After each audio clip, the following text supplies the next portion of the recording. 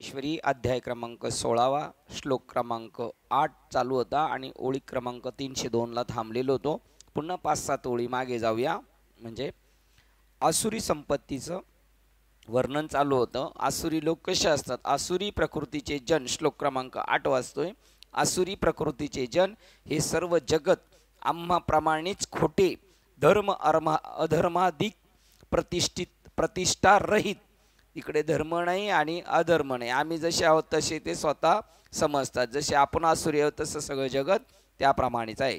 ज्यांचा कोणी शास्ता ईश्वर नाही असे, त्याला जगतातला कोण मालक नाही, कोण भगवंत बघणारा नाही, आपण आपल्या मनाने वागायचं, अशा प्रकारचं त्यांचं जीवन आहे. ते ईश्वराला मानत नाही. कामी स्त्री पुरुषापासून उत्पन्न झालेले दुसरे काय, काम ह्या हेतूपासून झालेले असे ते सांगतात. बघ, खायचं प्यायचं मरायचं बस, याच्यापेक्षा काही दुसरं सुख नाही आणि याचा कोणी पाहणारा नाही आपल्याला.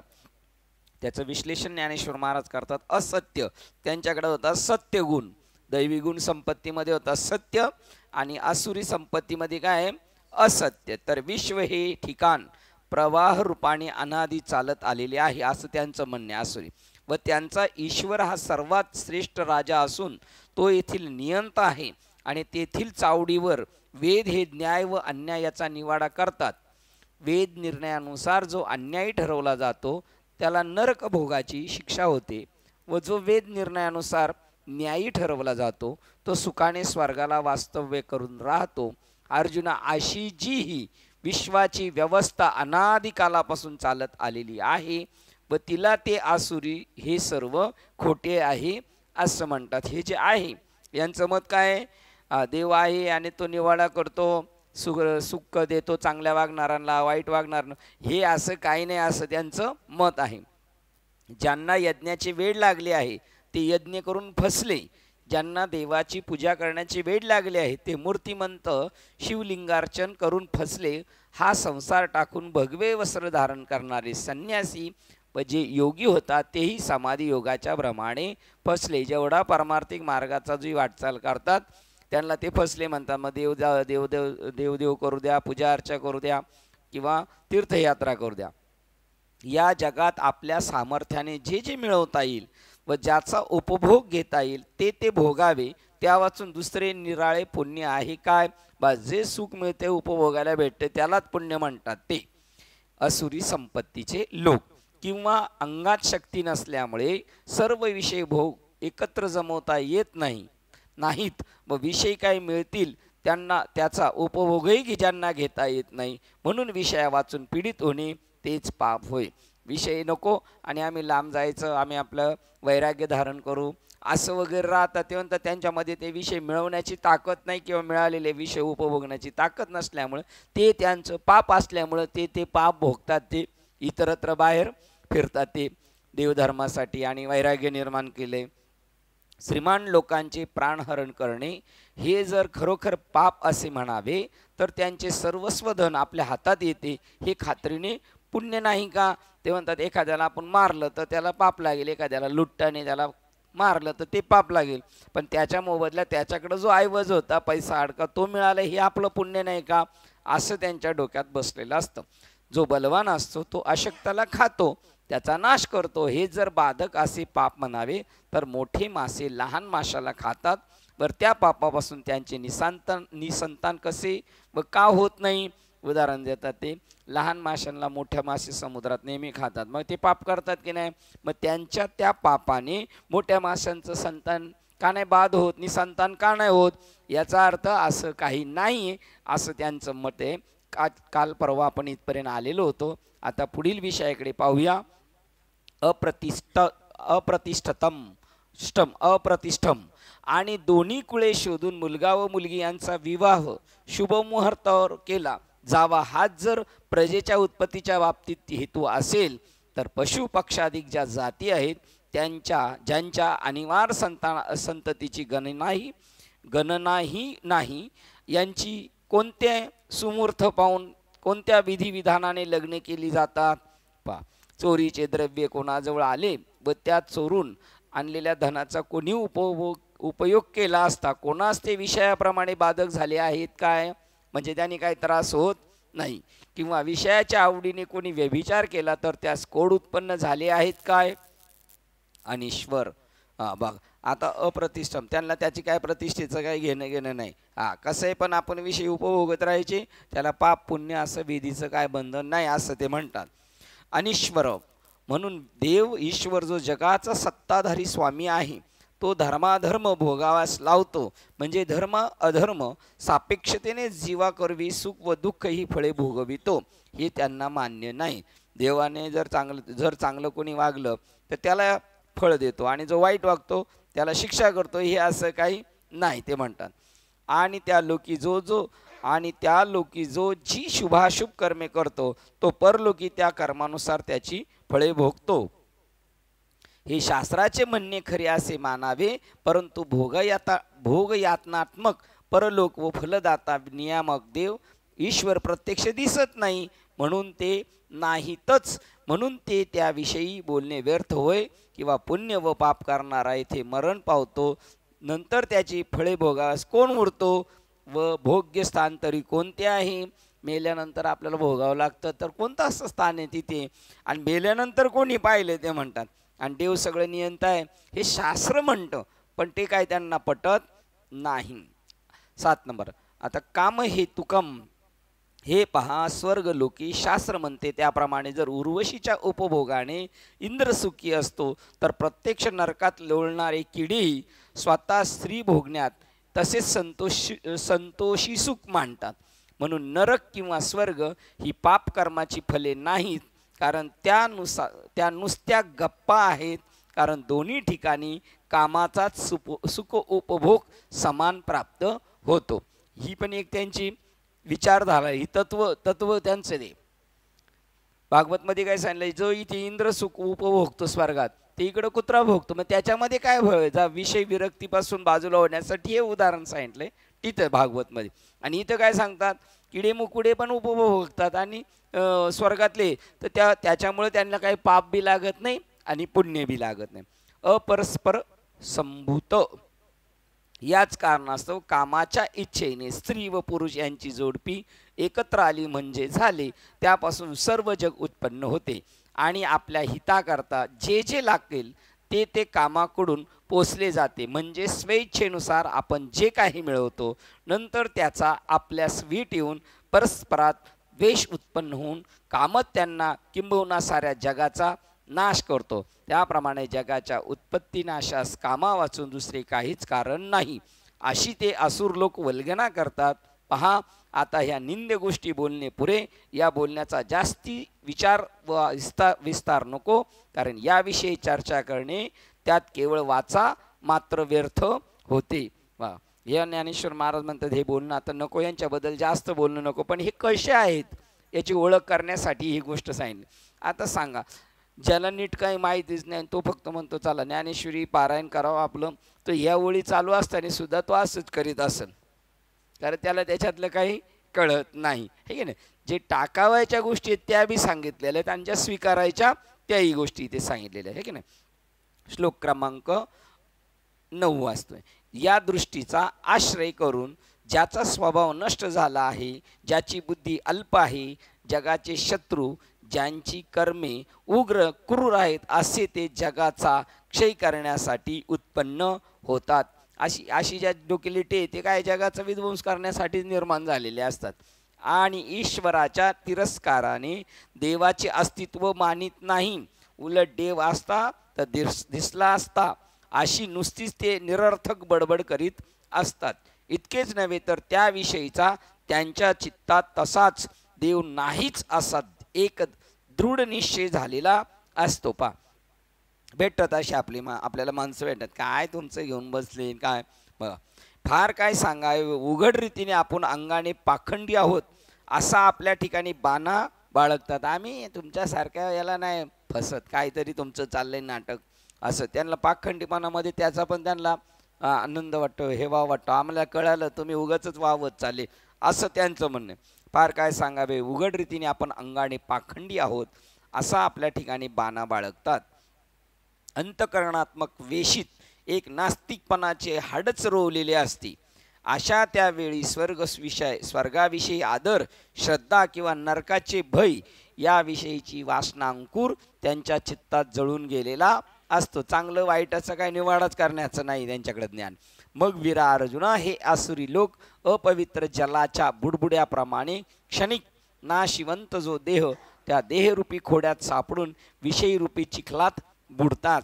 ज्यावेळेस जलचरांचा मृत्यू ओढवलेला असतो त्यावेळेस त्यांना धरण्याकरता डोहावर कोळी जमून जाळी टाकतात, किंवा शरीर पडण्याची वेळ आली म्हणजे त्यावेळी शरीरात रोगाचा उद्भव होतो, किंवा विश्वाच्या प्रजेच्या पीडा होण्याच्या उद्देशाने अकल्याणार्थ ज्याप्रमाणे धूमकेतूचा आकाशात उदय होतो त्याप्रमाणे लोकांचा नाश होण्याची वेळ आली म्हणजे त्यासाठीच आसुरी संपत्तीच्या लोकांचा उदय होतो. बघा किती वाक्य महत्वाचं आहे. हे ज्या वेळेला काही विध्वंस होतो जगामध्ये वगैरे तर त्याच्यात ते बी कारणीभूत असतात. हे सुद्धा यांना मारायला ते आलेत म्हणजे यांचं सुद्धा विनाश होण्याची पाळी आलेली. हे त्यांच्यापेक्षा थोडे बरे होते बस, परंतु यांचं सुद्धा त्या दृष्टीने भरलेलंच असतं. ज्याप्रमाणे अशुभ किंवा विश्वाच्या प्रजेच्या पीडा होण्याच्या उद्देशाने अकल्याणार्थ ज्याप्रमाणे धूमकेतूचा आकाशात उदय होतो त्याप्रमाणे लोकांचा नाश होण्याची वेळ आली म्हणजे त्यासाठीच आसुरी संपत्तीच्या लोकांचा उदय होतो. 19 काय पाय भाऊ, उदजेने केतूचे जैसे विश्वा अनिष्टोद्देशे जन्मती ते तैसे लोका आटू. 15 अनिष्टोद्देशे 15चा अध्याय काय अर्थ काय दिलेला आहे इकडे खाली, अकल्याणार्थ लोकांचं. ह्यात ही सगळी विश्वरचना अशीच आहे. त्यामुळं ते साधूला कधीच वाईट नाही वाटणार. हे रोग आले, भूकंप झाला, होणार हळद थोडी, पण आपल्यासारखं नाही. कारण त्यांना माहिती आहे हे सगळं ऋणानुबंधांचे फेरे. ज्याचं जसं आहे जैसे ज्याचे कर्म तैसे फळ दे, किंवा केले कर्म झाले तेच भोग आले, उपजले मेले ऐसे घेते. 19 नंबरची ओळ मार्किंग करून ठेवा, नंतर बघू आपण. किंवा विश्वाच्या प्रजेच्या पीडा होण्याच्या उद्देशाने अकल्याणार्थ ज्याप्रमाणे धूमकेतूचा आकाशात उदय होतो त्याप्रमाणे लोकांचा नाश होण्याची वेळ आली म्हणजे हे जेवढे कोरोनात गेले यांची काय आली होती, वेळ आली होती. आणि त्यावेळेला तो रोग आपोआप येतोच. त्यासाठीच आसुरी संपत्तीच्या लोकांचा उदय होतो. आणि त्याला जेवढं पाहिजे होतं त्याचा खाऊ तेवढं तो घेतला आणि तो निघून गेला. आपण त्याचं खाऊ नव्हतं म्हणून वाचलो आहे की नाही. आपल्याला नंतर दुसरं काहीतरी ठरवलेलं असेल, याच्यापेक्षा मोठी गेम आपली होणार असणार. ज्याप्रमाणे अशुभ पेरून ते उगवून आले असता त्याला जे अशुभ कोंब फुटतात तेच ते आसुरी लोक होत. याप्रमाणे ते आसुरी लोक पापाचे चालते बोलते कीर्तिस्तंभच आहेत. बाबा म्हणतात जरी वाघ आला आणि तुमच्या समोरासमोर आला तरी तुम्हाला तो काही करणार नाही जर त्याचा तुमच्याशी काही काडी मात्र संबंध नाही. आणि तुम्ही जरी पळून पळून कुठे झाडावर जाऊन जरी चढले तर त्याचा जर असेल तुमचा योग तर तो तिथे तुमची गेम करणार. ते सगळं कसं आहे ठरलेलं आहे. ज्यांनी मागे त्यांना मारलेले त्यांना आता ते मारणार आहेत असे चाले. काय मांस खाता हौस करसी जोडून ठेवीला वैरी जन्माचा. आता कोंबड्या खातात, त्या कोंबड्यानंतर कोण होणार आहे, वाघ होणार आहेत आणि ते यांना खाणार आहेत. आता ही कोंबड्या खाणाऱ्यांना जर कळलं ते खातील का, खातील तरी पण ते म्हणतील ते खातील तेव्हा खातील, पण आता आपण यांना खाऊन घेऊ आहे की नाही. असेच असं लोक. आणि ज्याप्रमाणे अग्नीला मागे अथवा पुढे असलेल्या वस्तूस जाळावायचे या वाचून अग्नी दुसरे काही एक कर्तव्य ठाऊक नसते त्याप्रमाणे ज्याच्याजवळ येणारा चांगला मनुष्य असो अथवा वाईट असो त्याचे हे विरुद्ध तेवढेच एक करावायचे ते असुर जाणतात. परंतु अर्जुना ज्या उत्सुकतेने तीच विरुद्ध आपली कृत्ये आरंभ करतात व त्यांच्या उत्सुकतेचे वर्णन करतो ते ऐक असे श्रीनिवास पार्थास म्हणाले. श्लोक क्रमांक आता 10 वाजतो.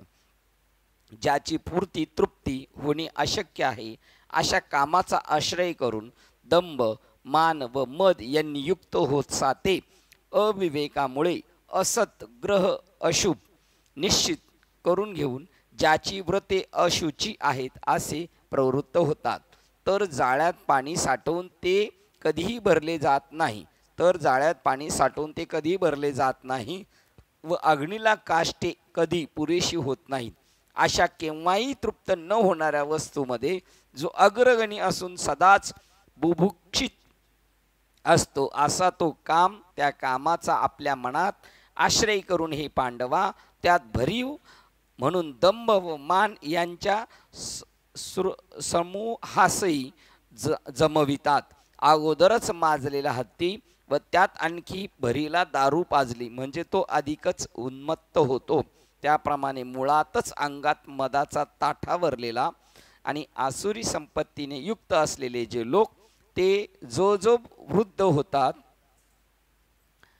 तो त्यात म्हातारपणाची भर पडते म्हणून ते आपणास मोठे दढ्ढाचार्य असे समजून अधिकच ताठून जातात आणि ते कोणीतरी कोणतीही गोष्ट दुराग्रहाने तडीस नेल्याशिवाय राहत नाही. असे हट्टास तेच ठिकाण असतात. तसाच मूर्खपणा सारख्याची आणखी सहाय्यक म्हणून भर पडल्यावर मग त्याचा निश्चयाच्या स्थिरतेची दात कोठे लागणार म्हणून सांगावे. ज्या योगाने दुसऱ्यास पीडा होईल किंवा दुसऱ्याच्या जीवाची प्राणहानी होईल ती कर्मे करण्याविषयी जे जन्मभर पक्के वतनदार होऊन त्याप्रमाणे नेहमी प्रवृत्त असतात. बघा उदाहरण दुर्योधनाचं शेवटची इच्छा काय आहे तुझी विचारली तेव्हा त्यांनी काय सांगितलं, 5 पांडव संपले पाहिजेत. आणि ते वाक्य घेऊन लगेच निघाले होते. कृतवर्मा, कृपाचार्य आणि अश्वत्थामा या तिघांनी जाऊन त्यांना मारलं. पण धृतराष्ट्र त्याच्यापेक्षा नेक दिलं होतं. दुर्योधनाची शेवटची इच्छा काय आहे, बस समाजाला त्रास देणं. आता मी मरतोय माझी इच्छा आहे ते सगळे मेले बाय. आणि त्यांना मारलं. त्या तिन्ही त्यांना 5 पांडव, त्या 5 भाऊ, त्यांची मुलं झोपलेली होती. त्यांना यांनी रात्रीचं झोपेत जाऊन खतम केलं. आणि नंतर जाऊन भेटले धृतराष्ट्राला. तेव्हा धृतराष्ट्राने सुद्धा त्यांना मूर्खात जमा केला. अरे तुम्ही कशाला ऐकलं गांधारीन? ते म्हणले नाही युवराजची इच्छा होती की त्यांना मारायचं. तर कृपाचार्यांना ते म्हणतात तुम्ही आचार्य कसले मग? आम्ही प्रापंचिक जीव बरे असे. मग तुम्ही त्याचं चुकीचं ऐकून खुशाला असं झोपेत असताना त्या मुलांना मारून आले. जावा म्हटले आम्हाला तुम्ही पुन्हा तोंड दाखवू नका. ते कृपाचार्याचं शेवट काय झालं त्याचं काही माहीत नाही. म्हणजे एवढी त्यांची वाईट भूमिका आहे की ज्या योगाने दुसऱ्यास पीडा होईल किंवा दुसऱ्या जीवाची प्राणहानी होईल ती कर्मे करण्याविषयी जे जन्मभर पक्के वतनदार होऊन त्याप्रमाणे नेहमी प्रवृत्त असतात. मग आपण केलेल्या कृत्याची चोहीकडे प्रसिद्धी करतात व सर्व जगाला तुच्छ मानतात आणि इच्छेचे जाळे इतके पसरतात की तिला धाव घेण्यास दश दिशाही पुरत नाही. याप्रमाणे धर्मार्थ देवाच्या नावाने सोडलेली गाय शेतात मोकळी सोडल्यावर ती हवी तिकडे व धान्य गवत सरसकट चरते. त्याप्रमाणे अभिमानाधिक विकारयुक्त होऊन पापाचरणाद्वारा पापेच वाढीस आणतात. जसे ते मोकळे सोडलेले जनावर आहेत त्याप्रमाणे यांना मोकळ सोडलेले हे काहीच मागचा पुढचा विचार करत नाही. श्लोक क्रमांक 11 वाजते. आणि ते असुर लोक जिचे प्रमाण यत्ता कळत नाही अशा मरणापर्यंत टिकणाऱ्या मरणाने संपणाऱ्या चिंतेचा आश्रय केलेले असतात. शब्दाधिक विषयाचा उपभोग घेण्यामध्येच तत्पर असलेले आणि विषय उपभोग घेणे हाच काय तो परमपुरुषार्थ आहे असा निश्चय केलेले असतात. 11 श्लोक वाचून झाला. आता भावार्थ वाचते. याच एका साधन सामग्रीने त्यांची कर्म प्रवृत्त होत असते आणि जीवनापलीकडील म्हणजे मरण पावल्यावरही आपल्यास सुख मिळावे म्हणून ते चिंता काळजी वाहतात. जी चिंता पाताळाहून खोल असते व जिच्या उंचीच्या मनाने आकाशही ठेंगणे आहे आणि जिच्या विस्ताराकडे परिणामाकडे तुलनात्मक दृष्ट्या पाहता त्रिभुवन अणु एवढेही दिसत नाही. नवीनच संन्यास दीक्षा घेतलेल्या यतीस त्या योगपटाची नावाची व संन्यास नियमाची जशी सारखी घोकणे लागत असते त्याप्रमाणे ज्याच्या चित्तात असीम स्वरूपाची चिंता द्रष्ट भावी विवंचना असते किंवा पतिव्रता स्त्री आपल्या पतीस मरणासारख्या संकटातही त्याचे बरोबर सती जाणते पण त्यास सोडणे मुळीच जाणत नाही तशी त्यास शेवटपर्यंत न सोडणारी चिंता असते. अशा आसार आशा विषयाधिकाविषयी नेहमी मनात लालसा इच्छा बाळगून त्यांच्या प्राप्तीविषयी अपार चिंता निरंतर वाढवतात. स्त्रियांनी गायलेले गाणे नेहमी ऐकावे, स्त्रियांचे स्वरूप डोळ्यांनी पाहावे. इतकेच नव्हे तर सर्व इंद्रियांनी स्त्रियांचेच आलिंगन करण्यास सापडावे आणि सुखावरून अमृतही ओवाळून टाकावे. अशा प्रकारचे सुख स्त्रीखेरीज अन्यत्र नाहीच. स्त्रीपेक्षा अधिक दुसरे सुखच नाही असा त्यांच्या चित्तात निश्चय केलेला असतो. मग त्याच स्त्री भोगाकरता स्वर्गात, पाताळात किंवा दिशांच्या सीमे पलीकडेही धाव घेतात. श्लोक क्रमांक 12. आशा हेच शेकडो पाश त्यांनी बांधले गेलेले काम व क्रोध यांचा परम आश्रय आहे असे ते आसुरी प्रकृतीचे लोक विषयी उपभोगासाठी अन्यायाने द्रव्य संचय करीतात. गळास भावार्थ वाचतोय 12व्या नंबर श्लोकचा. गळात लावलेल्या आमिषाच्या मोठ्या आशेने मासा काहीही विचार न करता जसा ती आमिषाची उंडी खाऊन मरण पावतो तशी स्थिती मरण या विषयीच्या ठिकाणी त्यांनी आशा आसक्ती ठेवल्याने होते. मौज ही आहे की इच्छित गोष्ट तर त्यास प्राप्त होत नाहीच, तरी पण उलट कोरड्याच आशेची परंपरा मात्र वाढवीत शेकडो कोश किड्याप्रमाणे नसतेच बंधन करून घेतात. उदाहरण काय दिलं त्यांनी बा, विषय भोगण्यासाठी ते मासा जसा तो विषय उपभोगायला गेला, गांडूळ खायला, पण त्याला गांडूळ तर नाही मेलं पण तो मरून गेला. तशी अशी अपेक्षा करूनही त्यांच्या तृप्ती होत नाहीत. आणि एखाद्या वस्तूची इच्छा करावी व ती वाढलेली इच्छा जर पूर्ण झाली नाही तर लगलीच त्यांना द्वेष उत्पन्न होतो. म्हणजे किंचित वस्तू लाभापासून तृप्ती मानतात व तीच वस्तू न मिळाल्यामुळे क्रोधयुक्त होतात. एवच त्यांना काम क्रोधापेक्षा अधिक असा पुरुषार्थच वाटत नाही. अर्जुना, ज्याप्रमाणे ठाण्यातील स्वरास देवडीवाल्यास विसावा नसतो, दिवसा मालकाच्या कामगिरी करता फिरावी लागते व रात्री पहारा करीत गस्त घालावी लागते, म्हणून त्यांना जसा रात्रंदिवस विसावा मिळत नसतोच, त्याप्रमाणे कामाने उंच शिखरावरून लोटून दिल्यामुळे ज्या वस्तूविषयी अतिशय इच्छा धरली तो विषय न मिळाल्यामुळे क्रोधाच्या खडकाळ टेकडीवर ते आदळतात व क्रोधाविष्ट होतात. तरीही विषयासक्ती कमी होत नाही, ती नाहीच. उलट निगरगट्ट बनून विषयावरील आसक्तिरूप प्रेमामुळे विषयाविषयीची प्रीती व द्वेष ही कोठेही मावत नाही, एवढी वाढत असतात. तसेच चित्तातील हवेमुळे विषय वासनांचा मेळावा समुदाय जमवतात खरा, तरी पण त्या यावत विषय वासनांची पूर्ती अर्थात भोग्य विषयास भोगून तृप्ती मिळवण्याकरता द्रव्य असले पाहिजे ना. म्हणून विषय वासना पूर्ण होण्यास पुरेल इतके द्रव्य मिळवून आणण्याकरता जगातील लोकास यथेच्छ लुटतात, त्रास देतात. एखाद्याला संधी साधून आडरानात गाठून मारतात, एखाद्याचे सर्वस्व हरण करतात व एखाद्याचा नाश करण्याकरता प्राणघातक अपायकारक युक्ती योजतात. पारधी लोक डोंगरावर शिकारीस जातेवेळी ज्याप्रमाणे आपल्याजवळ फासे, पोती, जाळी, शिकारी कुत्री, बहिरी ससाने, चिकाट्या, घोरपडी व भाले वगैरे घेऊन निघतात व ते पारधी आपले पोट भरण्याकरता पुष्कळ प्राण्यांचे समूह मारून आणतात, त्याप्रमाणे हे आसुरी संपत्तीचे लोकही अशीच वाईट कर्मे करतात. दुसऱ्याचा प्राणघात करून द्रव्य मिळवतात आणि ते मिळवल्यावर त्याच्या चित्तात ते कसे संतोष पावतात ते ऐका. श्लोक क्रमांक 13. याचं जास्त काही वर्णन करायची गरज आहे ना, आपोआप सगळं कळते, आपल्याला काही सांगायची गरज नाही. श्लोक क्रमांक 13. आता मी हे धन संपादन केले आहे, हे मनोरथ मिळवीन, हे धन आहे माझे, हे पुन्हा भविष्यकाळी होईल.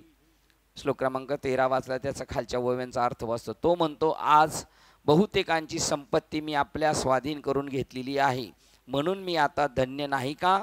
याप्रमाणे जो जो आपणच आपली प्रौढीने स्तुती करू लागतो तो तो आपले मनात आणखीनही लोकास लुटण्याची हाव बाळगतो व लगलीच म्हणतो की उद्या आणखीनही पुष्कळ लोकांचे द्रव्य हरण करून आणू. जेवढे काही आज हे द्रव्य आपण मिळवलेले आहे तेवढ्या भांडवलावर जे काही आणखी चराचरापैकी शिल्लक असेल तेवढे केवळ फायदा म्हणून मिळवीन. लुबाडण्याजोगे श्रीमंतांजवळ आणखी काही जी स्थावर जंगम संपत्ती शिल्लक राहिली असेल तीही हरण करून आणील. याप्रमाणे या विश्वातील सर्व संपत्तीला मीच एकटा मालक होईल. मग ज्याच्यावर माझी दृष्टी पडेल त्याला उर्वरित राहू देणार नाही, त्याचा तर नाश करीनच करीन. श्लोक क्रमांक 14 वाचतोय. मी हा शत्रू मारला आणि दुसऱ्या शत्रूंनाही मारीन. मी ईश्वर आहे, मी भोगी आहे, मी सिद्ध आहे, बलाढ्य व सुखी आहे, असा त्याचा भाव झालेला आहे. त्याच्या खालच्या ओळींचा अर्थ वाचतोय. मग काय, आजपर्यंत नष्ट केलेले शत्रू थोडे आहेत तर आणखीनही दुसरे जे बलाढ्य आहेत त्यांनाही जिंकीन वा संधी साधून मारीन आणि मग मी एकटा मोठ्या लौकिकाने नांदेन. मग माझे जे सेवक चाकर होतील त्यांच्या खिरीज इतरांना मी मारीन, त्यांचा नाश करीन. फार काय सांगावे, या सर्व चराचरात्मक विश्वात जो ईश्वर आहे तो जर कोणी असेल तर मीच होय. मीच भोगरूपी पृथ्वीचा राजा असून सर्व सुखाच्या उपभोगाच्या ठिकाणीही मीच आहे. म्हणून माझे ऐश्वर्याशी तुलना करून पाहिले तर इंद्रही तुच्छ आहे. 2 उद्गार चिन्ह. मग मी काया वाचा मने करून जे जे करीन ते ते सिद्धीस कसे जाणार नाही, आणि ज्याची आज्ञा सिद्धवत आहे असा माझ्या वाचून दुसरा आज्ञा करणारा तरी कोण असणार? कोण होता? कृष्णाची बरोबरी करत होता दुसरा, कृष्णाची डम्मी करत होता. हां, पौंड्रक. अजून काय त्याचं थोडं नाव पुढे, पौंड्रक कृष्ण. त्यांनी पण असा शंख बिंक घेतला आहे की नाही, तसं आहे. मग मी काय वाचे म्हणे करून जे जे करीन ते सिद्धीस कसे जाणार नाही, आणि ज्याची आज्ञा सिद्धवत आहे असा माझ्या वाचून दुसरा आज्ञा करणारा तरी कोण असणार? बलवान अजोड असा जो मी त्या मला पाहिले नाही तोपर्यंत कालाच्या बलाची प्रतिष्ठा आहे आणि मी खरोखर केवळ सुखाची रासच आहे. श्लोक क्रमांक 14 वाचतोय. त्याच्या मनात काय चाललंय? मी धनाने संपन्न आहे, मी उत्तम कुलीन आहे, माझ्यासारखा दुसरा कोण आहे? यज्ञ करीन, दान देईल, आनंदी होईल. याप्रमाणे ते अज्ञानाने नाना प्रकारे अविवेकी होतात.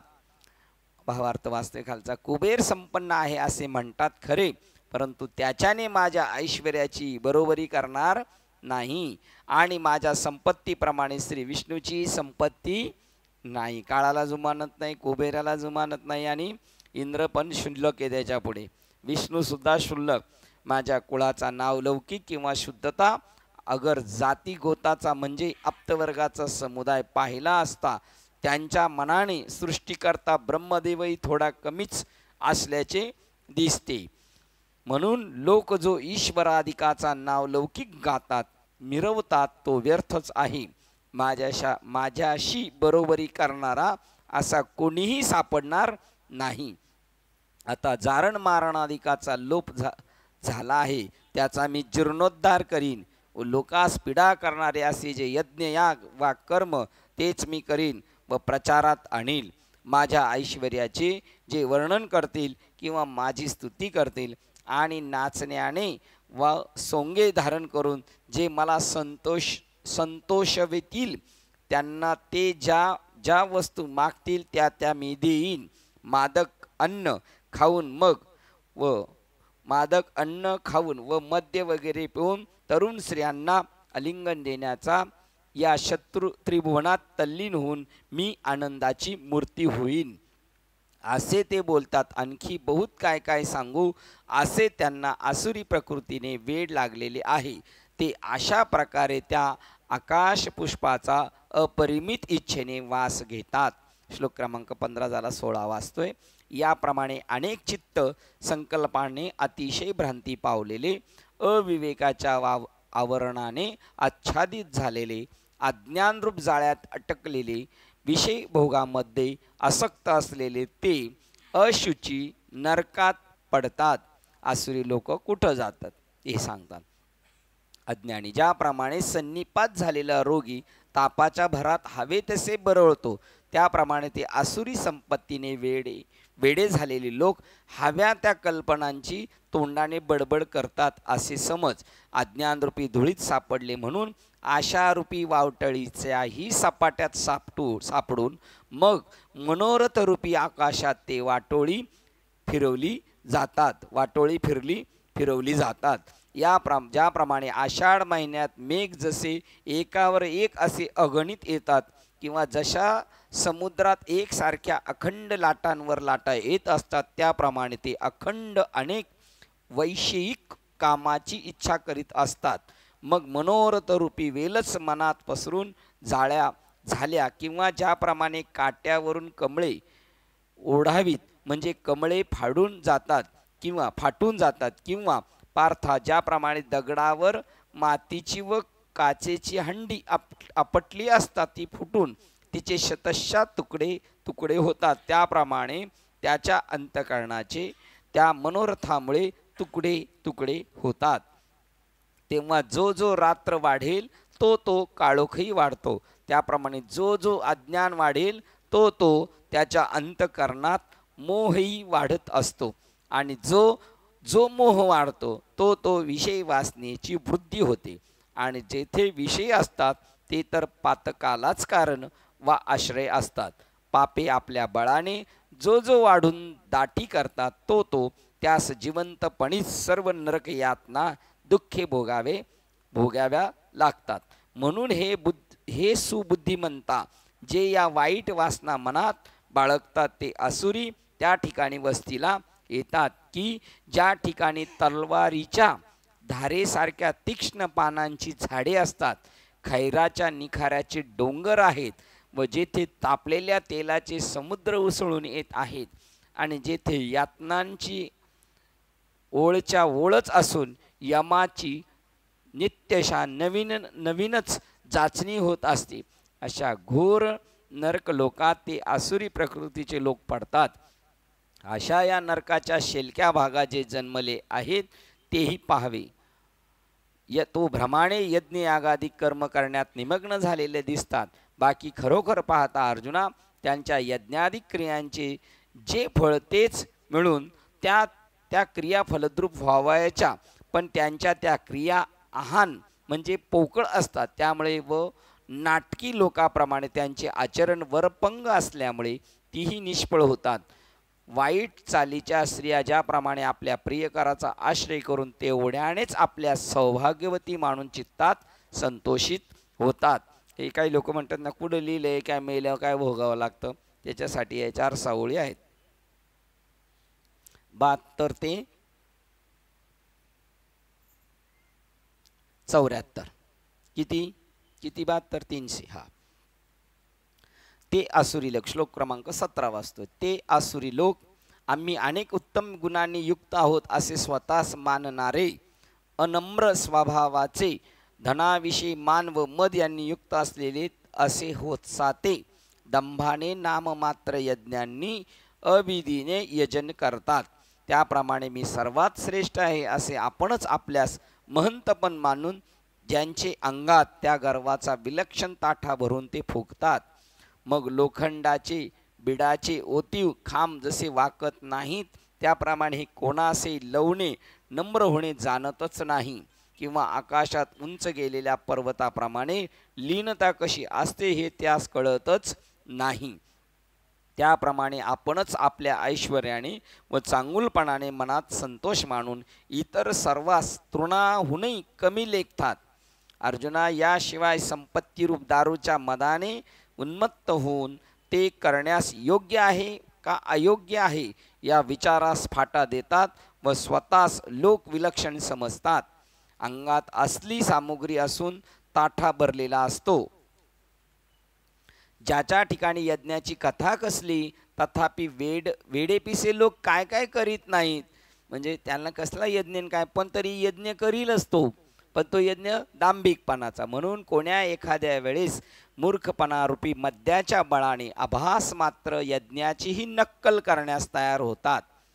त्या यज्ञाची तऱ्हा काय म्हणशील तर त्यांना ना कुंड, ना मंडप, ना वेदी अर्थात हे काही एक नसते, किंवा तत्संबंधी लागणारी योग्य सर्व साधन सामुग्री यांचीही जरुरी नसते. आणि कोणतेही कर्म यथाविधी करण्याविषयी विधीशी त्यांचे सदाचेच वाकडे असते. देव ब्राह्मणाचे नाव नुसते वाऱ्याच्या झुळकेबरोबर जरी त्यांच्या कानावर पडले तरी तेही त्यांना खपत नाही. अशी जेथे स्थिती आहे तेथे मग कोणास बरे यावयासे वाटेल. एवढी मोठी माणसं नको वाटतात तर तिथं कोण त्यांच्याकडे जाणार.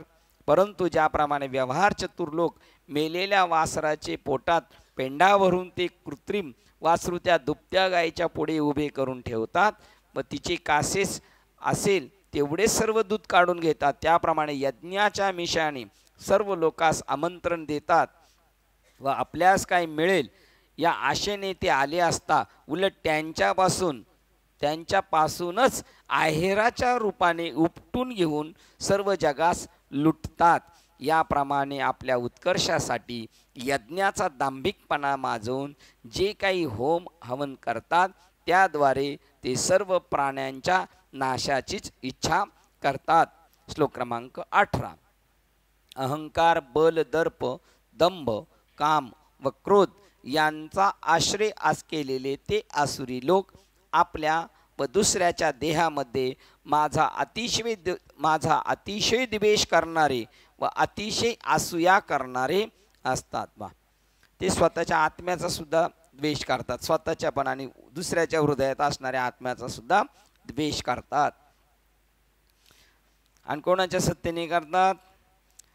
आत्म्याच्याच. अहंकार मग आपल्या पुढे डंका निशान वगैरे लावून आम्ही दीक्षित आहो अशी आपल्या दीक्षितपणाची आपणच जगात उगीच व्यर्थ प्रसिद्धी करतात.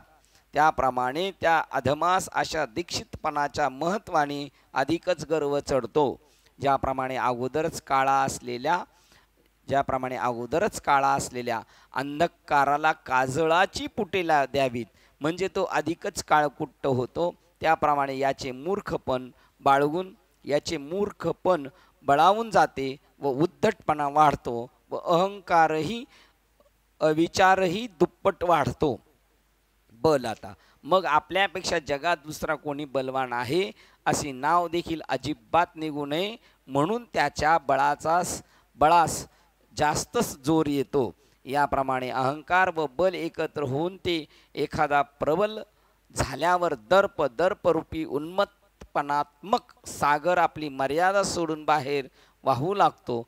मग ज्याप्रमाणे दर्प अमर्याद वाढला म्हणजे काम क्रोधच्च कामाचेही पित्त खवळते आणि मग त्याच्या धगीने तो काम क्रोधाग्नी अधिकच पेटतो. मग जसा रखरखीत उन्हाळ्यात तेला तुपाच्या कोठारास प्रखर अग्नी लागावा आणि तशात वारा सुटावा तसा बळाचे साह्य मिळालेला अहंकार व काम क्रोधांनी गुरफटून व्यापलेला दर्प या दोहींचे ऐक्य ज्या ठिकाणी झाले आहे अर्जुना ते आपल्या इच्छेनुसार कोणत्या हिंसा करून त्याद्वारा या प्राण्यांना मारणार नाहीत. हे धनुर्धरा, प्रथम हे दीक्षित अभिचार कर्मा करता म्हणजे जारण मारणाच्या नादास लागून आपल्याच रक्ताचा व मांसाचा व्यय करतात. त्या कामे इतरांस किंवा ते आपल्या देहास जो त्रास करून घेतात त्यांचे घाव त्या देहात आत्मरूपाने वास करणारा जो मी त्या माझा आत्म्यास बसताच. 99. 300. आणि जारण मारणादी क्रियांनी ज्याला म्हणून पीडा देतात त्याच्या जीव चैतन्य रूपाने वास करणारा जो मी त्या मला त्रास व दुःख प्राप्त होते. 400 पण 99 आणि 400 पहा. तेथ जाळीती जे देहे या माझी जो मी आहे तया आत्मया मज घाये वाजती ते. बघा इथे आत्म्याला सुद्धा त्रास होतो म्हणतात. अरुण बाबांनी फोन केला होता, म्हणले हे कसं काय आत्म्याला काय शस्त्र बिस्त्र लागत नाही नी ते कसं लागतं.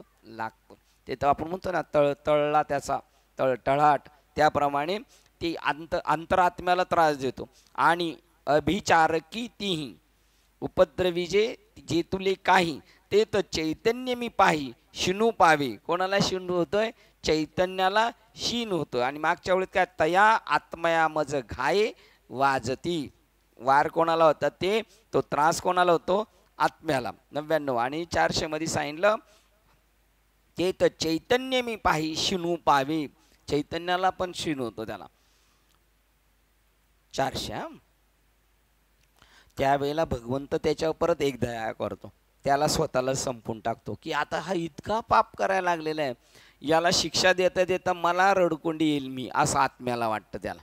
बघा, जसं आईला मारून मारून पोराला परत तिला वाईट वाटतं त्याप्रमाणे, त्यामुळे देव त्याला तिथे संपवतो. आणि कदाचित त्याच्या जारण मारण क्रियेच्या सपाट्यातून कोणी किंचित बचावून राहिले असतील तर त्यांची वर्मे काढून दोषदृष्टीरूपी दगडाचा मारा करून त्यांच्या मनास ते त्रास देतात.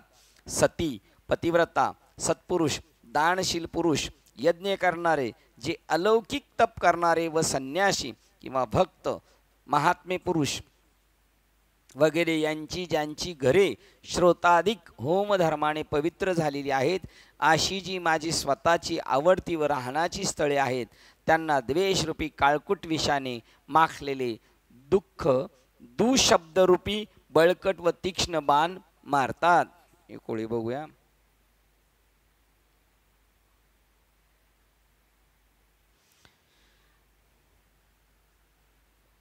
सती आणि सत्पुरुष, दानशील, याज्ञिक, तपस्वी, अलौकिक, संन्यासी जे एक, हा भक्तहन महात्मे, ये माझी निजाची धामे, मी त्यांच्या तिथे राहतो. निर्वाळली होमधर्मे श्रोत्राधिक, ज्या घरांमध्ये परमार्थिक वाटचाल चालू आहे, तया द्वेषाचे नि काळकुट्टे, बासटोनी तिखटे, कुबोलाची सदटे सुती कांडे. बघा, त्यांना द्वेषरूपी काळकुट विषाने माखलेले दुशब्दरूपी बळकट व तीक्ष्ण बाण मारतात. किती? 4, 2, 3, 2, 3, 1 मिनिट, एक पण बघूया काय एक. आणि कदाचित त्यांच्या जारणमार दोष जाऊ द्या. हां, 2, 3 आणि 4, 2, 3 आणि 4 ओळ घ्यायच्या. श्लोक क्रमांक 19. मी त्या माझा द्वेष करणाऱ्या क्रूरास, अशुभ नराधमास संसारातील आसुरी योनीतच सतत टाकतो. ज्याप्रमाणे जे सर्व प्रकारे माझ्याशी वैर करण्यास प्रवृत्त झाले आहेत, तर त्या पाप्यांना जे मी करतो, कोणती शिक्षा देतो ते तू ऐक. तर मनुष्य देहाचा आश्रय धारण करून जे या जगात आपले कर्तव्य काय ते विसरतात, त्यांची मनुष्य देहरूपी पदवी हरण करून मी त्यांना अशा स्थितीत ठेवतो की जो क्लेशरूपी गावाचा उकुरडा आहे, संसारपुरीचा जो पानवठा आहे, अशी ती तमो योनी तेथील त्या मूर्खास वतनदारीच देतो. म्हणजे कधी जर अशा ठिकाणी प्रवचनाचा योग आला तर ह्या ओव्या बरे आहेत, है की नाही. मग भूक लागली असता जेथे गवतही उगवत नाही, म्हणून खाण्याची सोय नाही, तसल्या अरण्यात मी त्यांना वाघ, विंचू इत्यादी करून ठेवतो. बघा, काय काय ठिकाणी उन्हाळ्यात काहीच नाही, तिथं जनावरं काय खात असतील, काय खात असतील ते, त्यांच्यासाठी पण एक मेजवानी असते. एकदा गेलतो आम्ही, कोणाबरोबर गेलतो? माऊलींबरोबर, तुमचे पप्पा पण होते तिकडे. तर तिथे गाईला काहीच खायला नाही, पण त्या दिवशी ज्या दिवशी गेलो त्या दिवशी पूजा होती त्या गावात आणि मोठा उत्सव होता. सगळे गावातले लोक मुंबईवरून आले आणि मग त्या कोबीची पानं, कोथिंबिरीचे ते तिथे खायला. कोणला? इकडे जसा काला आणि इकडे जसा भंडारा, तसा त्यांना तो भंडारा. आणि पाण्याची साठवण, गावाचं नाव नाही सांगत, पाण्याची साठवण अशी कधी ते पाणी नाही. तिथे 1ली ते 4थी एकाच वर्गात सगळे विद्यार्थी, कारण गावात कमीच माणसं, सगळी शहरात वयोवृद्ध आणि बिनकामाची माणसं तिथे. आणि मग तिथे पाणी प्यायला कसं वर्षभरात असा खड्डा खणून ठेवलेला आहे आणि त्याच्यामध्ये सगळं पाणी साठलं जातं. आणि मे महिन्यात त्या यात्रा, मग मे महिन्यात यात्रा म्हणजे पाणी सगळं कुठं गेलं, खाली गेलं. आणि मग आम्ही जेवायला बसल्यानंतर ही तुमचे पप्पा म्हणले अहो याच्यात किडे आहेत त्या ग्लासामधल्या पाण्याच्या. मग काय कंडिशन, अशा ठिकाणी नेऊन टाकतो तिथून परत रिटर्न यायचे नाही. जो म्हणतो ना देवबिव काय नाही त्याची रवानगी तिकडं.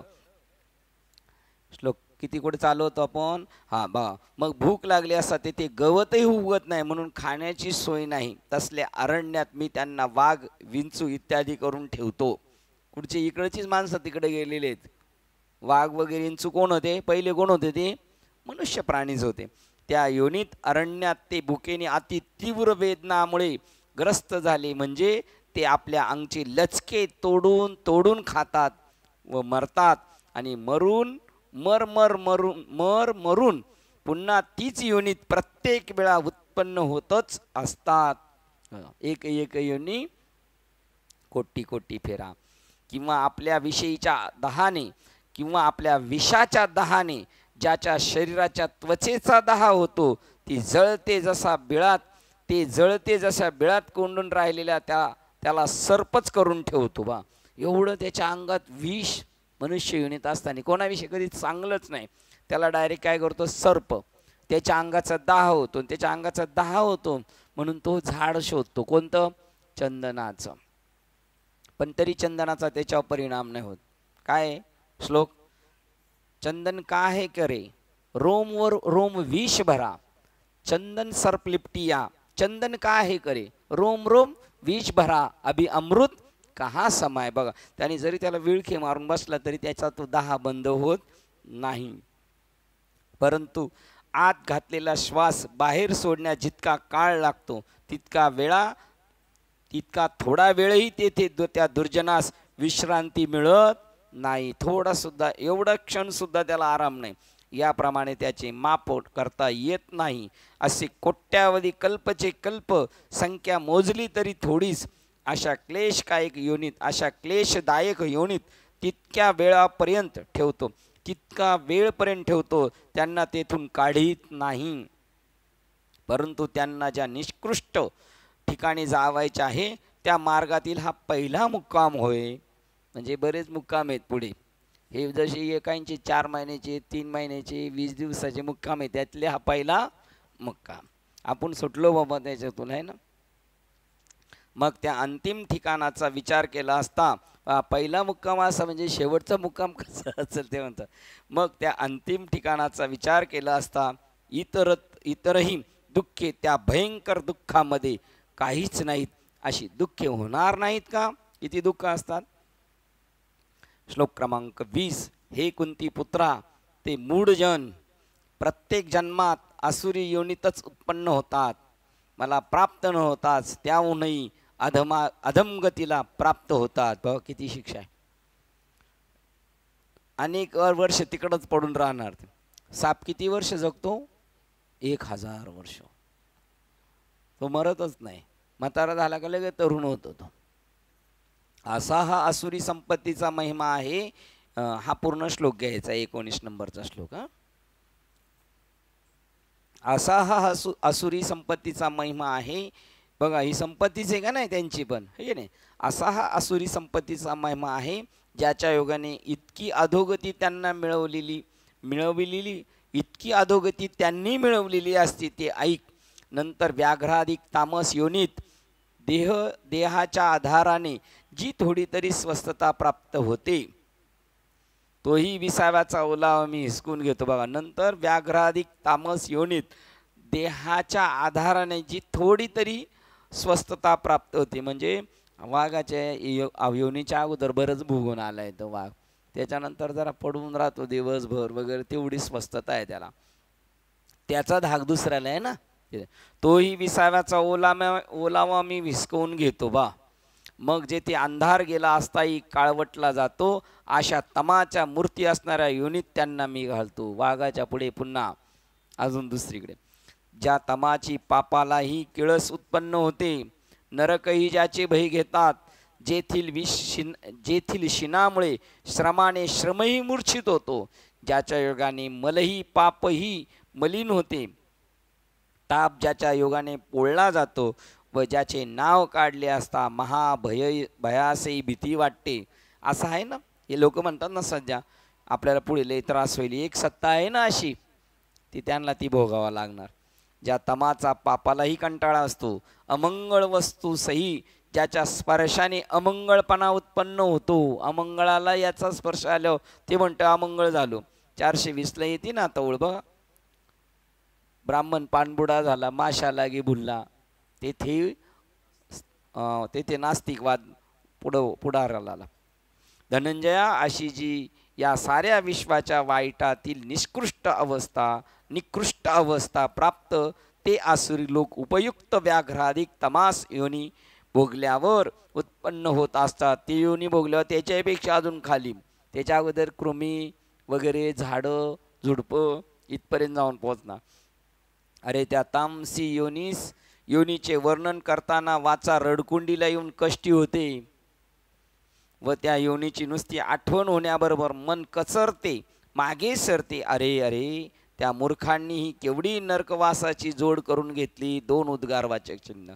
ज्या असुरी संपत्तीने असे घोर पतन अधोगती प्राप्त होते, ती वाईट असुरी संपत्ती ते लोक वाऊर म्हणजे व्यर्थ कशासाठी वाढवतात कोण जाणे न कळे. अर्जुना, ज्या असुरी संपत्तीवानांना 20 नंबरचा श्लोक पूर्ण घ्यायचा. अर्जुना, त्या आसुरी संपत्तीवानांना असा नरकवास भोगावा लागतो, त्या मार्गाच्या बाजूस तू जाऊ नकोस. हो बापरे, बघा अर्जुनाला सांगतात. आणि पहिली सांगितले घाबरू नको, पण आता परत सिग्नल दाखवला. आणि ज्याच्या अंगी आसुरी संपत्ती दंभ आदी करून संपूर्ण 6 दोष भरलेले असतात, त्यांचा त्याग करावा. हे खरोखर तुला सांगावयास पाहिजे का? यांची बिलकुल संगत नकोय, त्यांचं दर्शनसुद्धा नको.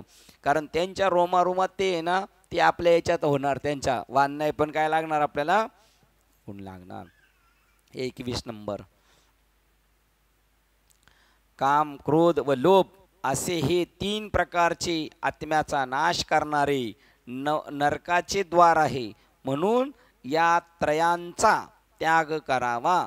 परंतु काम, क्रोध व लोभ या तिघांचे प्रस्थ जेथे जोरावले आहे, तेथे अशुभ पाप पिकले आहे असे समज. अर्जुना, वाटेल त्यास आपले दर्शन सहज सुलभ व्हावे म्हणून सर्व दुःखांनी आपला मार्ग अचूकपणे दाखवण्यासाठी त्यास काम, क्रोधाधिक वाटाडे म्हणून नेमले आहेत. बघा, पापाला सहज दर्शन व्हा पापाचं म्हणून यांच्याकडे पाठवलेले तिघांना. या तिघांना काम, क्रोध किंवा पापी लोकास नरक भोगात लोटण्याकरता जगामध्ये पातकाची म्हणजे काम, क्रोधाधिकांची ही मोठी थोरली बलशाली सभाच आहे. रव नरक भयंकर आहे म्हणून ज्याची परोक्षता पुराणांतरी आपणास ख्याती ऐकतो, त्या रव नरकाची तोपर्यंतच भयंकरता आहे की जोपर्यंत हे 3 दोष अंतःकरणात उठले नाही, त्याच्यापेक्षाही डेंजर आहे. यामुळे अपाय सोपे व फार लवकर प्राप्त होतात. यातना तर फार सवंग स्वस्त होतात. हानी म्हणून जिला म्हणतात ती हानी नसून ते 3 दोषच मूर्तिमंत हानी आहेत. अर्जुना, याची जी अति निकृष्ट अवस्था सांगितली, तिच्यापेक्षा काय अधिक वर्णन करू, फार काय सांगावे. हा त्रिदोष समुदाय म्हणजे नरकाच्या दरवाजाचा जणू उंबरठाच आहे. या काम, क्रोध व लोभ यांच्यामध्ये जो मनपूर्वक उभा अनुकूल म्हणून आश्रय करतो, तो नरकपुरीच्या सभेत मोठ्या सन्मानास प्राप्त होतो. तिकडे गेल्यावर त्याला मान. हे सगळे मोठे यांना आतमध्ये. म्हणून हे किरीटी तुला वारंवार बजावून सांगतो की काम, क्रोध व लोभ यांची ही त्रिपुटी जी सर्व विषयात सर्वच प्रकारे अति वाईट निंद्य आहे, तिचा त्याग अवश्य करावा. 21 नंबरचा श्लोक आणि 22 पण पुढचा घ्यायचा आहे पूर्ण. 22 नंबरचा श्लोक. हे अर्जुना, या 3 तमोद्वारांनी विमुक्त झालेला पुरुष आपले कल्याणाचे मोक्षाचे साधन आचरतो, त्यामुळे मोक्ष नावाच्या परागतीला प्राप्त होतो. या तिघांपासून जो सुटलेला याच्या पुढे सांग, कोणताही धर्म, अर्थ व काम व मोक्ष या चारही पुरुषार्थापैकी एखाद्या पुरुषार्थाची गोष्ट तेव्हाच काढता येईल की ज्या वेळेस हा काम, क्रोध व लोभ या तिघांच्या समुदायाची संगती सोडील. काम, क्रोध हे लोभ हे तिन्ही जोपर्यंत अंतर्यामी जागृत रूपाने वास करीत आहेत तोपर्यंत एखाद्यास कल्याणाची प्राप्ती होईल हे म्हणणे माझे कान तर ऐकत नाहीत असे भगवान श्रीकृष्ण म्हणतात.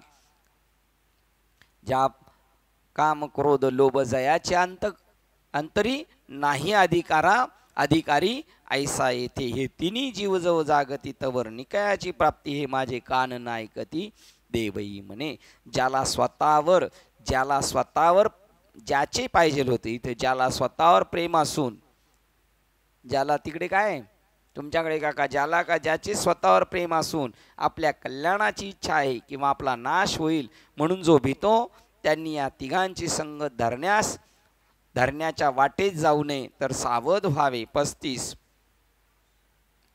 जया आपण पेपडी ज्याला आत्मनाशा जो भिये तेने न धरावी हे सोय सावध होईजे. पोटाशी दगड बांधून समुद्रात बाहुबलाने तरुण जाणे किंवा जगण्याकरता काळकुट्ट विषयाचे सेवन करणे ह्या काम, क्रोध, लोभाच्या संगतीने तशी कार्यसिद्धी होते असे समज. म्हणून अर्जुना यांच्या मनातूनच मागमूस नाहीसा करून टाक. यांचा मनातूनच मागमूस नाहीसा करून टाक. ज्यावेळेस अकस्मात सहजगत्या ही 3 कांड्याची साखळी पायातून तुटून जाईल त्यावेळेस आपल्या हिताच्या म्हणजे ब्रह्म ऐक्य अनुभवाच्या वाटेने सुखाने चालण्यास मिळेल. 38 तिकडे आहे ब्रह्म ऐक्य ज्ञान.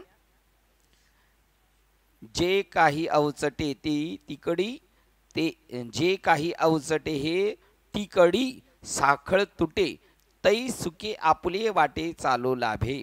सुखे आपुले वाटे चालू लागे त्याचा आशय यांनी दिला. सुखे आपुल्या वाटे म्हणजे जीव ब्रह्म ऐके ही साखरे बाबांची आहे. त्याच्यामध्ये फक्त सुख, तिकडे काय दिले आत्मसुख दिलंय. 38चा अर्थ वाचायचा, 38 ओवीचा अर्थ वाचायचा. वाचा.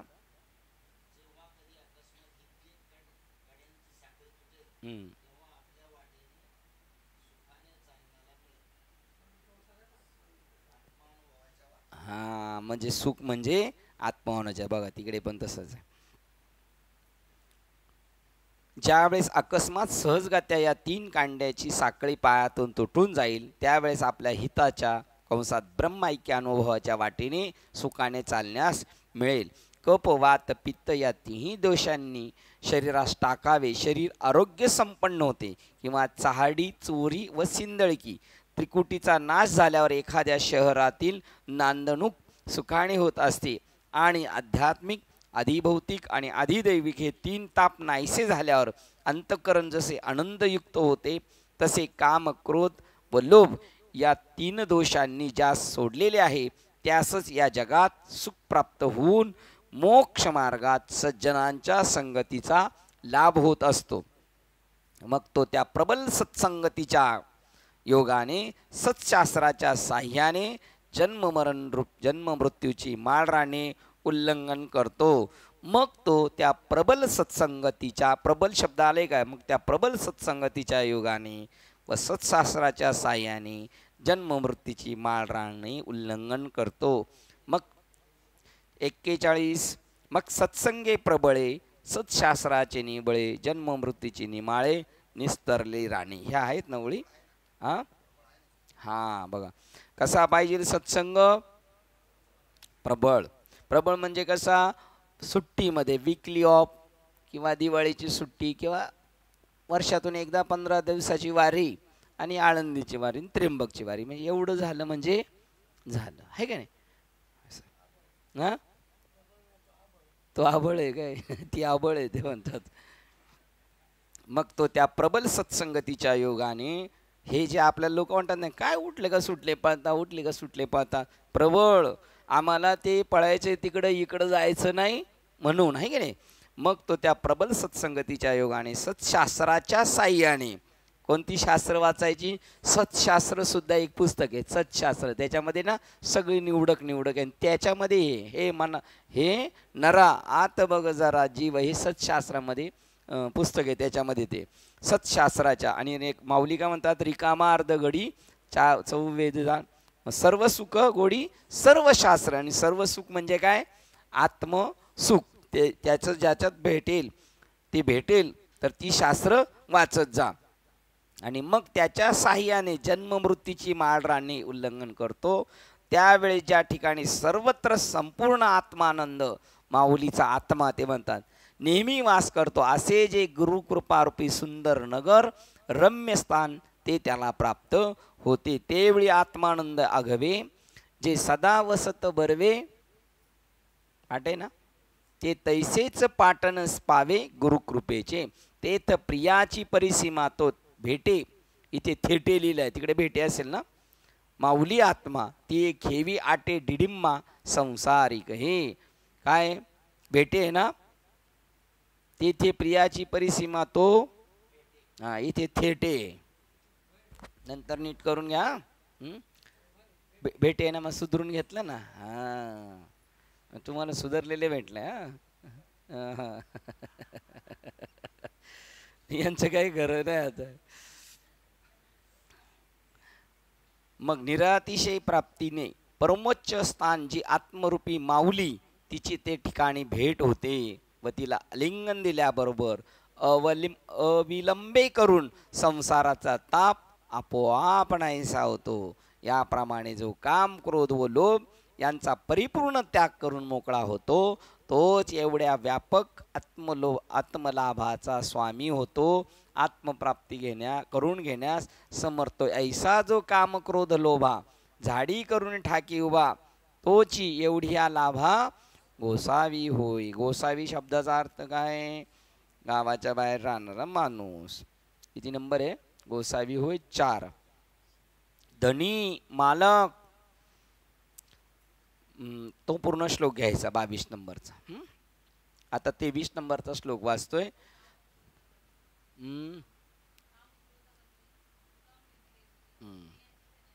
हा बघा, त्या तिघांना अटक करून टाकली. काम क्रोध लोभाच्या बंदी, इंद्रियाचे धनी आम्ही मालक झालो, त्यांना जेलमध्ये टाकलं. आणि म्हणून असे आम्ही गोसावी झालो. बरं का, जो शास्त्राचा विधी, वेदाचा विधी सांडून वेद विधीचा त्याग करून काम प्रेरित होऊन कामाकडून प्रेरणा केला गेलेला असा होत साता वर्तन करतो, तो पुरुषार्थाच्या योग्यतेला प्राप्त होत नाही. त्याला या लोकी सुख होत नाही. स्वर्ग व मोक्ष यातील एकही उत्तम गतीला तो प्राप्त होत नाही. ना स्वर्ग, ना मोक्ष, ना संसार, काहीच भेटत नाही. ओवींचा अर्थ वाचतोय. किंवा हे आत्मप्राप्तीचा लाभ काही एक न आवडून ज्याने कामाधिकाच्याच ठिकाणी आपले डोके खुपसले, तो आत्मचोर, आत्मघात करणारा होय. या जगात सर्वांना सारखा असून सर्वांवर सारखी कृपा करणारा व आपले हित किंवा अनहित दाखवणारा केवळ दीपच असा जो सर्वांचा गुरु बाप वेद, त्याची आज्ञा जो जुमानीत नाही, जो वेदशास्त्रात सांगितलेल्या विधी निषेधाची भीड धरीतच नाही व ज्यास आपले आत्महिताची चाडच नाही, व जो इंद्रियांचे सर्व लाड वाढवीत पुरवीत गेला, काम क्रोध लोभ यांची कास सोडणारच नाही म्हणून त्यांना दिलेले वचन जो पाळतो, मोडीत नाही, स्वेच्छारूपी अफाट रानात शिरून हिंडत राहतो, तो सुटकेच्या ओघातील पाणी पिऊ शकत नाही. म्हणजे कंसात जन्म मरणाची अविश्रांत वाटचाल करीतो. इतकेच नव्हे तर त्यास सुटकेनंतरचे सोलीव सुखाची गोष्ट स्वप्नात देखील दूरच असते. आणि परलोकास तो अंतरतो हे ठेवल्यासारखेच आहे, यात शंका नाही.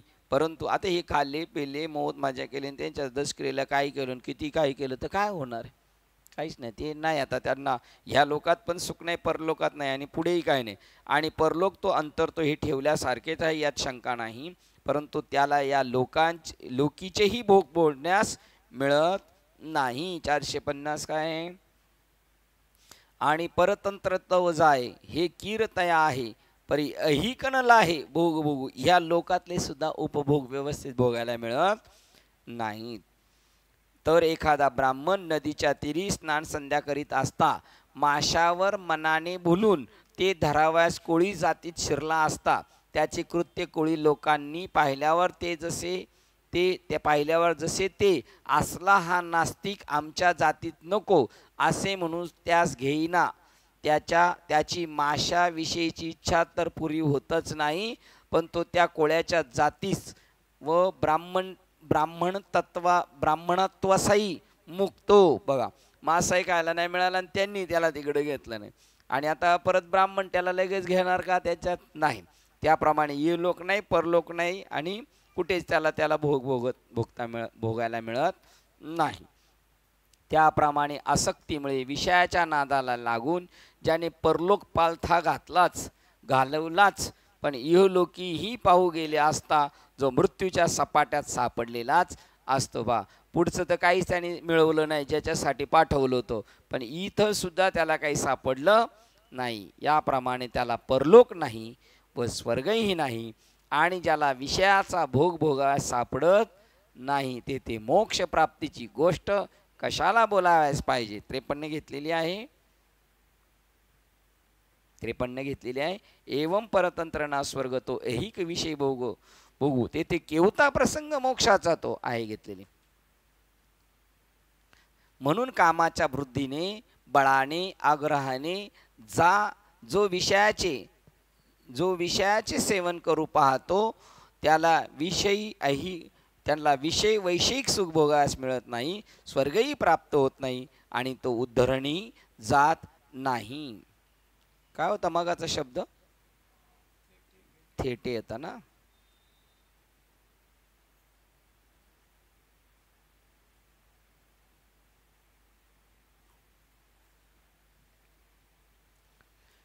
श्लोक क्रमांक 23 पूर्ण झाला, 24 वाचतोय. म्हणून कर्तव्य व अकर्तव्य यांच्या निश्चयाविषयी तुला शास्त्र हेच प्रमाण आहे. यास्तव शास्त्र विधानाने सांगितलेले जाणून या कर्माधिकाराभूमीत कर्तव्य धर्म करण्यास तू योग्य आहेस. यास्तव बाप्पा अर्जुना, ज्याला आपले खरोखर कल्याण व्हावे अशी इच्छा असेल त्याने वेदाने सांगितलेल्या आज्ञेची कधीही अवज्ञा करू नये. पतीच्या मर्जीप्रमाणे वागून पतिव्रता स्त्री अनायासानेच आपले हितास प्राप्त होते, किंवा श्री गुरुच्या आज्ञेकडे लक्ष देऊन जो ती पालन करतो तो शिष्य आत्मानुभवात प्रवेश करतो. फार काय, परंतु अंधारात आपणच ठेवलेली वस्तू जर हाती यावी असे वाटत असेल तर ज्याप्रमाणे दिव्याचा उजेड अगत्य पुढे करावा त्याप्रमाणे पार्था जो सर्व पुरुषार्थाचा स्वामी होईल असे जिज्ञासा बुद्धीने म्हणतो त्याने श्रुती स्मृती यास आपले मस्तकच बस्कर म्हणून घालावे. त्यांच्या सर्व आज्ञा शिरसावंद्य मानल्याच पाळल्याच पाहिजेत. ते टाकून शास्त्र जे टाकावे म्हणून म्हणेल ते राज्यही असले तरी तृणवत मानून सोडून द्यावे, व शास्त्र जे घ्यावे स्वीकारावे म्हणून सांगेल ते जरी मादक विष असले तरी घ्यावे. ते विरुद्ध प्रतिकूल मानू नये, कारण तशी वेदाची आज्ञा असल्यामुळे त्यात कल्याण होणारच. अर्थात तशी प्रमारूप आस्तिक्य बुद्धिरूप श्रद्धा असावी. बरं केवढी शास्त्राचा आदर सांगितलेला, म्हणजे सतत तुम्ही त्याचा अभ्यास करत राहा, मग ते वाटचाल करायला. कीर्तन प्रवचन आपण जे म्हणतो ना, कमी ऐकापर्यंत याचं वाचन करा, म्हणजे आपल्याला डोळसपणा येणार. काय केलं पाहिजे, काय नाही केलं पाहिजे, आणि बाहेर काय चाललंय, कशाची आवश्यकता आहे. याप्रमाणे अर्जुना याप्रमाणे वेदाची एकनिष्ठपणे आज्ञा पालन करणारे झाले तर मग त्याची व अनिष्टाची अहिताची गाठ कोडून पडणार. हे बघ, अहितापासून सोडवून काढणारी व हिततम ब्रह्मस्थिती देऊन वाढवणारी. बघा, हिततम, बघा या ओवीचा अर्थ अजून हित देऊन वाढविती. अहितापासून काढती हित देऊन वाढवती. हित म्हणजे काय? ब्रह्मस्थिती. आणि अहित म्हणजे काय? देहबुद्धी. तिथून काढून ब्रह्मबुद्धीवर घेऊन जातात. बघा या ओवीचा अर्थ आहे की नाही. याप्रमाणे वेदाची एकनिष्ठपणे आज्ञा पालन करणारे झाले तर मग त्याची व अनिष्टाची अहिताची गाठ कोडून पडणार, अहित्याच्या जीवनात होऊच नाही. मग अहितापासून काढून सोडून काढणारी व हिततम ब्रह्मस्थिती देऊन वाढवणारी श्रुती विना जगात दुसरी कोणती माऊली नाहीच बरे. बघा तिकडं अर्थात काही थोडा फरक असेल. 62 अहिता श्रुती नाही श्रुती परवती. श्रुती आहे ना ब्रह्मज्ञानाचा उद्घोष करते. वेद, श्रुती, प्रमाण. वेदामध्ये 3 भाग आहेत. त्याच्यामधलं श्रुती म्हणजे फक्त ब्रह्मज्ञानाच्या गोष्टी बोलतात. मग त्या ज्या गवळणी होत्या त्यांना ब्रह्मज्ञान का झालं? त्या मुळातच कोण होत्या? वेदगर्भीच्या श्रुती होत्या. आणि ते ब्रह्मज्ञान त्यांना प्राप्त करून देतात. त्याच्यात ब्रह्मज्ञानाचा उल्लेख आहे का?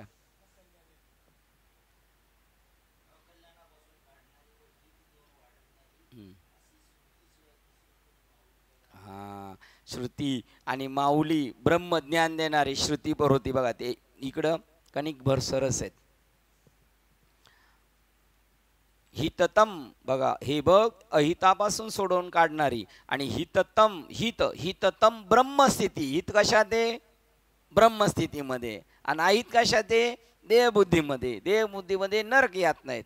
आणि अहित ब्रह्मस्थितीमध्ये ब्रह्म आनंदाचा त्याला भेटणारा लयलूट मिळणार त्याला. हिततम देऊन वाढवणारी श्रुती विना जगात दुसरी कोणतीही माऊली नाही बरे. म्हणजे ब्रह्मज्ञान ही कशी आहे? आई आहे. एक उपवर कन्या आहे. तीच उपवर कन्या साधूची जर आपल्याला मिळाली तर ती आपली आई आहे. जशी पत्नी आई पण आहे आणि पत्नी पण आहे. म्हणून जीवाचे ब्रह्माशी असलेले अनादि सहज ऐक्य अभिव्यक्त करते कोण? बघा श्रुती. म्हणून त्यांनी सांगितलंय ज्ञान आहे, ब्रह्मज्ञान आहे. का? ती काय करते? जीवाशी ब्रह्माशी असणारे अनादि सहज ऐक्य अभिव्यक्त करते. ते नाम ब्रह्मज्ञान काय करतं? लगेच त्याच्याशी संबंध जोडून देतं. त्या श्रुतीची कोणीही हेळसांड अवज्ञा करू नये. अरे तूही विशेष करूनच श्रुतीलाच एकनिष्ठ होऊन भजावे. 63 मनोनी ब्रह्मेशी मिळवी. कोण? श्रुती ब्रह्मेशी मिळवी तव हे कोणी न सांडावी. अगा तुआ ही ऐसीची भजावी विशेषीसी. कारण अर्जुना मागील जन्मी धर्माचरण केल्यामुळे धर्मानुष्ठान बले करून या जन्मीही सत्शास्त्र यथार्थ सार्थ करण्यासाठी तू या राजकुलात जन्मास आलायस. बघा हे ऐकायला मिळायला सुद्धा ना मागील जन्माची संपत्ती. बघा ही ओळ नसेल घेतली आपण, मला वाटतं ती घ्यायला पाहिजे ना. जे आजी अर्जुना तू येथे करावया सत्शास्त्र सारथी. आता अर्जुना इथे आपण म्हणायचं आज जे आजी प्रवीण तू येथे करावया सत्शास्त्र सारथे जन्मलासी बळार्थे धर्माचेनी मागे चांगली कर्म केल्यामुळे इथपर्यंत यायला भेटलाय. म्हणून तू धर्माचा धाकटा भाऊ जन्माला आलेले आहेस.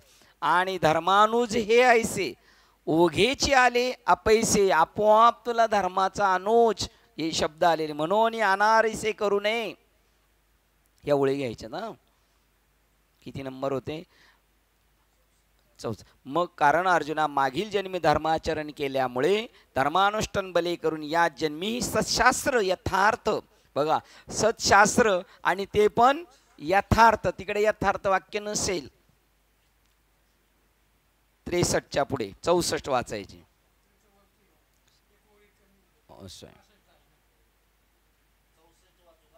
हे म्हणतात ती वाचा.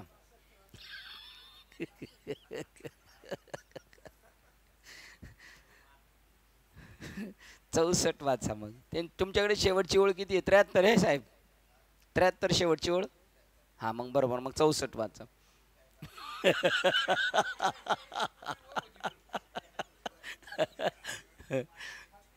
मागच्या अध्यायात होती.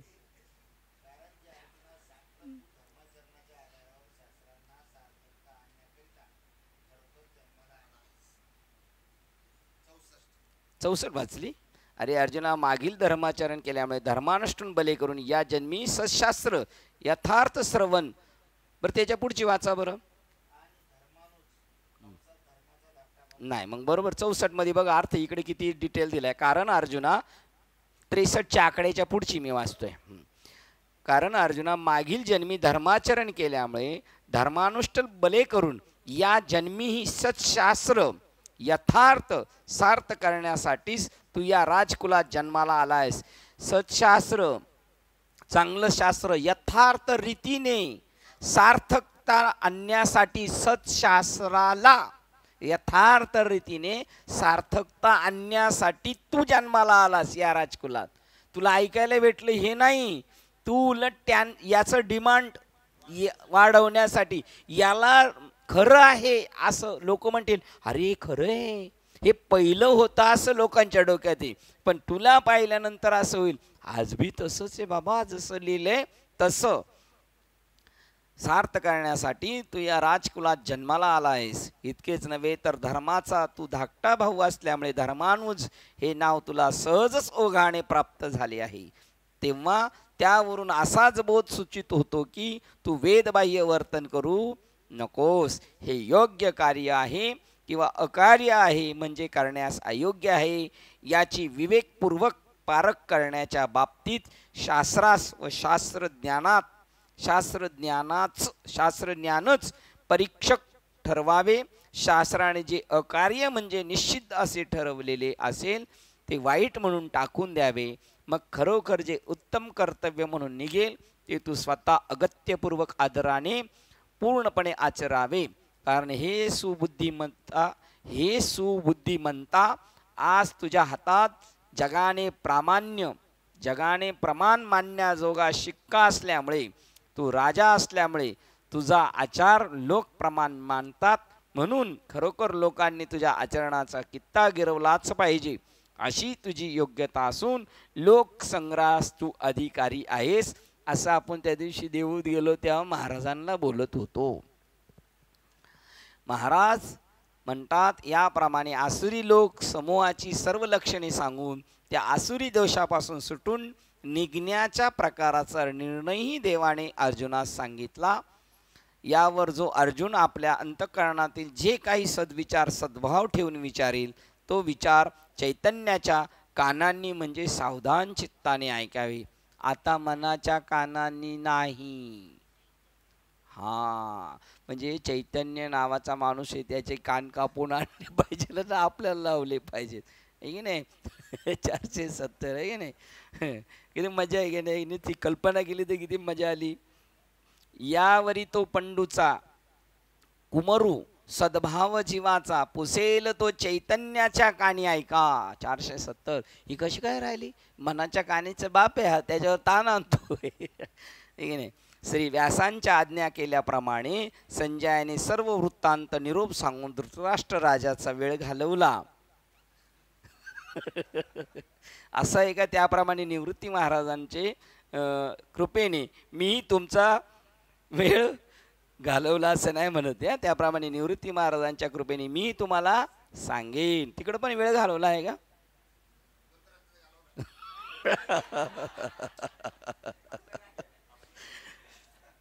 वेळू फेडीला पुढे दिला तो वेळू फेडीला तया नृपा त्याचा वेळ घालवला. तुम्ही संत मंडळी जर माझ्यावर कृपादृष्टीचा वर्षाव कराल तर महाराज तर तुम्हाला मान्य होईल तेवढा मी होईल. आपणास पसंत पडणारे शास्त्र संवादी व्याख्यान करणारा होईल. म्हणून ज्ञानेश्वर महाराज म्हणतात माझ्या या वाङ्मय सेवेबद्दल मला आपले अवधान रूपी प्रसादाचे दान करावे म्हणजे मी सनात समर्थ व कृतकृत्य होईन. सगळ्याच घेऊन टाका नंतर आपण बघू काय नाना. पण ही तर 470 तर 100% हां असो. 16वा अध्याय संपला, वेळेत संपला. आपल्याकडे आता 2 अध्याय राहिलेत. झालेली सेवा 16व्या अध्यायाला निरोप देते. उद्या आपल्याला सुट्टी आहे. परवाचा विचार करू, व्हॉट्सअपला टाकू, मेसेज टाकू ग्रुपला, त्यावेळेला कळेल. पण आता उद्या मात्र सुट्टी आहे. झालेली सेवा हृदयस्थ सद्गुरू सच्चिदानंद श्रीपाद बाबा रामदास बाबा अधिष्ठान श्री ज्ञानेश्वरी संत मालिका तसेच तुम्हा संत वृंदांच्या चरणावर सेवा समर्पित करून सेवेला इथे पूर्ण विराम देत आहे। पुंडली गौरदेव हरी विठ्ठल श्री ज्ञानदेव पंढरीनाथ भगवान की जय। माऊली ज्ञानेश्वर महाराज की जय। जगद्गुरु संत तुकाराम महाराज की जय। शांति ब्रह्म एकनाथ सच्चिदानंद श्रीपाद बाबान की जय। सच्चिदानंद रामदास बाबान की जय।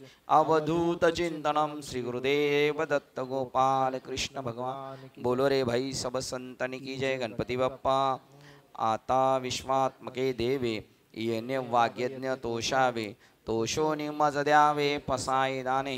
देखांची व्यंकटी सांडो दया सत्कर्म वाढो भूता परस्परे जडो मैत्र जीवांचे वेदांचे दिवे जाओ विश्व स्वधर्म सूर्य पाहो जो जे वांछित तो तेला हो प्राणी जात वर्ष सकळ मंगळी ईश्वर निष्ठांची मांदी आहे अनवरत भूमंडळी वेळोत्तरा उदा सदा बदलचे आरव चेतना चिंतामणीचे गाव बोलते अनव पियुषांचे चंद्रमेचे आरांचन मातंड देता पैन हे सर्वाही सदा सज्जन स्वैरे होतो विमोहना सर्वस्वी पूर्ण होई देलोकी कधी नवाती पुरुषी अखंडित आणि ग्रंथो बजिरे विशेषी लोकीये दृष्टादृष्ट विजय होवावी एकमने श्री विश्वेश्वरा हो हा होई दान प्रसाहो येणे ज्ञान देवो सुखिया झाला येणे ज्ञान देवो सुखिया